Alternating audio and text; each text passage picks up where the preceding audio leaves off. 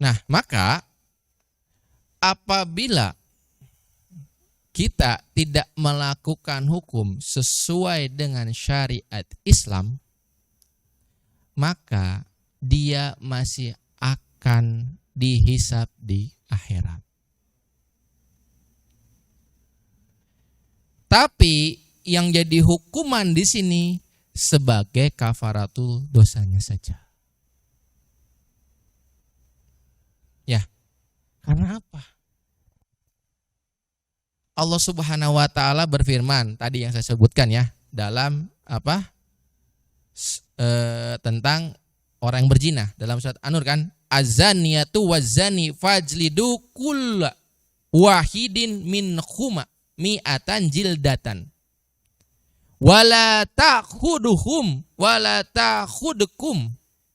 bihima ra'fatun fi dinillah in kuntum tu'minun. Lihat ya, perempuan yang berzina dan laki-laki yang berzina maka cambuklah 100 kali cambukan. Dan kata Allah dengan kata yang sangat tegas, wala ta'khudukum, dan janganlah kalian berbelas hati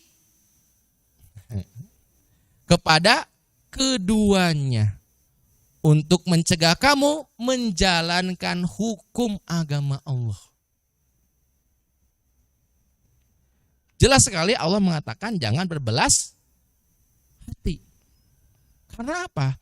Di dalam Islam itu kalau dia ridho menerima hukuman tersebut, maka dia tidak akan lagi dihisab di akhir. Contohnya siapa? Ada zaman sahabat Rasulullah SAW.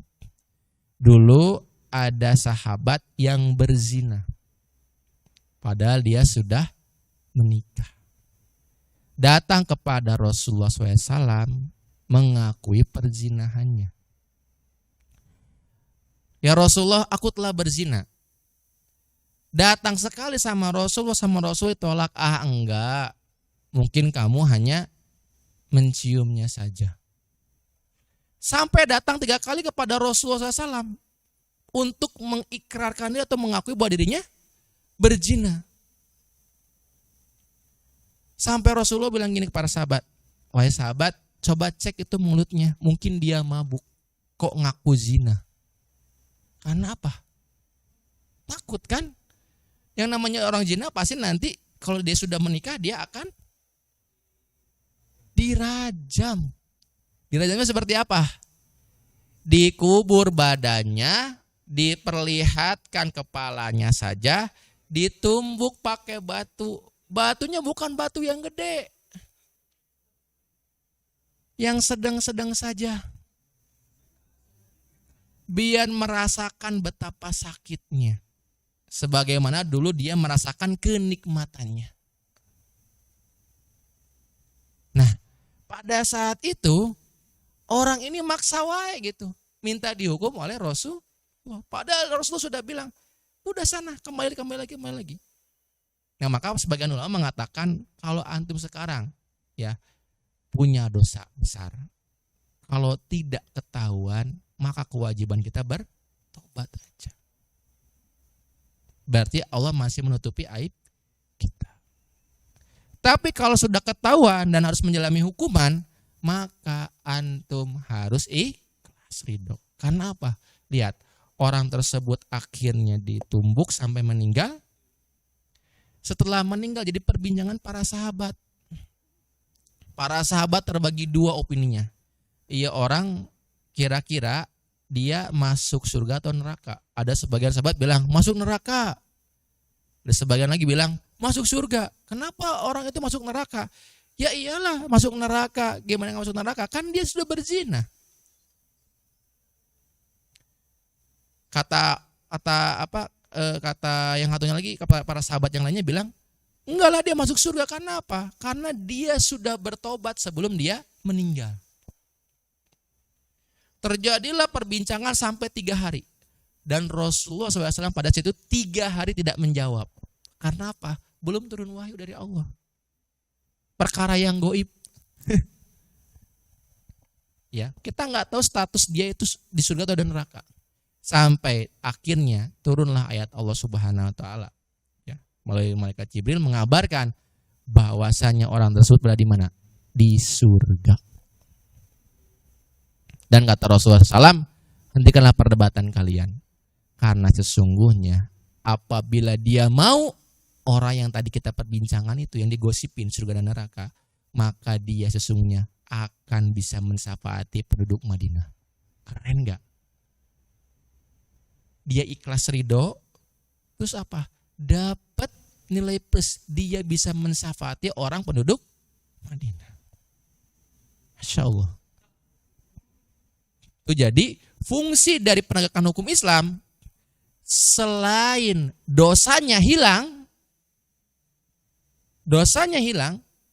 ya, selain dosanya hilang, dan juga dia akan mendapatkan surga apabila tadi dia memenuhi syarat yang lainnya.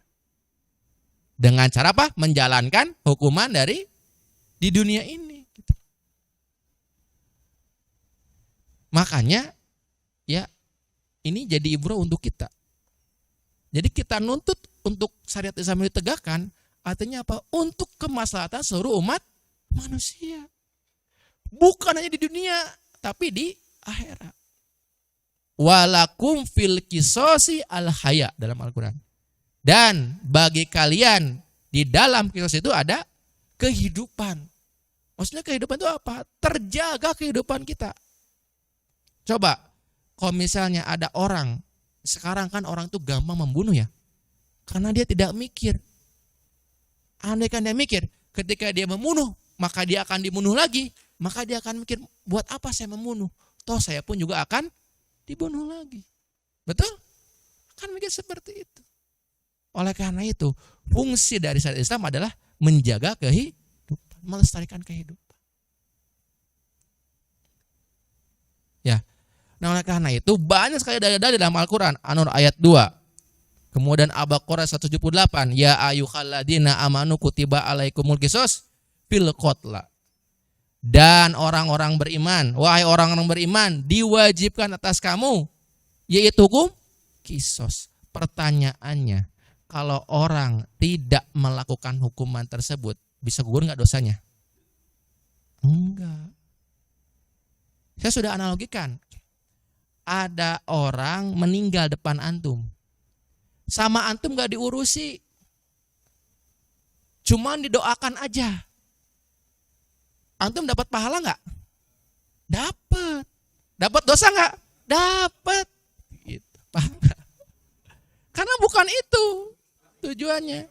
Yang namanya kewajiban akan gugur kalau sudah dilaksanakan. Kewajiban sholat, ya Allah saya gak mau sholat, pengen istighfar aja. Istighfar baik gak? Minta diampuni dosa, tapi kenapa tetap dapat dosa? Karena tidak ditunaikan sholatnya. Begitu juga dengan hukum Islam ini, sama posisinya, sama-sama wajib. Kalau nggak percaya, cobain. Nanti subuh nggak usah sholat, istighfar aja. Astagfirullahaladzim, ya Allah, saya nggak mau sholat. Astagfirullahaladzim. Terus saya bilang gitu. Nanti buktiin aja di akhirat. Beneran ini. Karena sama-sama kewajiban. Oleh karena itu tidak akan gugur jawabannya. Berarti nanti di akhirat masih ditagih. Gitu ya? Paham ya insya Allah?